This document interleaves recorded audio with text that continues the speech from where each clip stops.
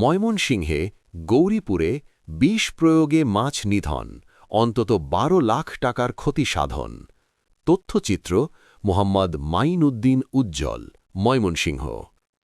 ময়মনসিংহের গৌরীপুর উপজেলায় ডৌহাখলা ইউনিয়নে চর শ্রীরামপুরে পূর্ব শত্রুতার জের ধরে বিষ প্রয়োগের মাধ্যমে মাছ নিধনের অভিযোগ উঠেছে।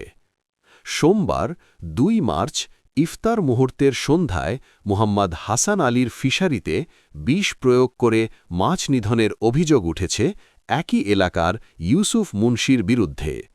এর আগেও একটি ফসলি জমিতে বিষ প্রয়োগের অভিযোগ রয়েছে বলে জনমুখে প্রচার আছে এই মুন্সির নাম। এতে অন্তত ১২ লাখ টাকা ক্ষয়ক্ষতি হয়েছে বলে গণমাধ্যম কর্মীদের জানান ভুক্তভোগী মাছ চাষী হাসান আলী।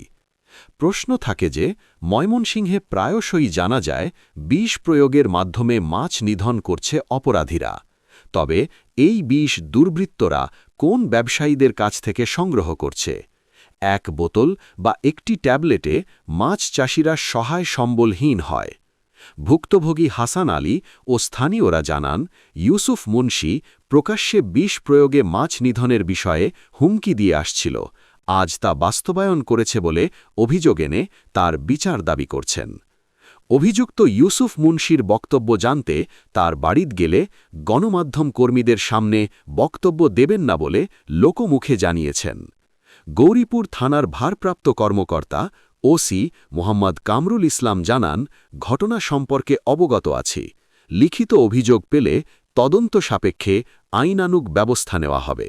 এরা ইসব মানুষ আগেই কইছে যে তার জায়গাতে বিষ দিই, এটা তার জায়গা তো আমার, কিন্তু হ্যাঁ কইতে তার জায়গা ওয়া আজকে আবার ওই যে বেকু আনছে, বেকু তো হনো খারা, বেকু কি তোমরা দেখছো?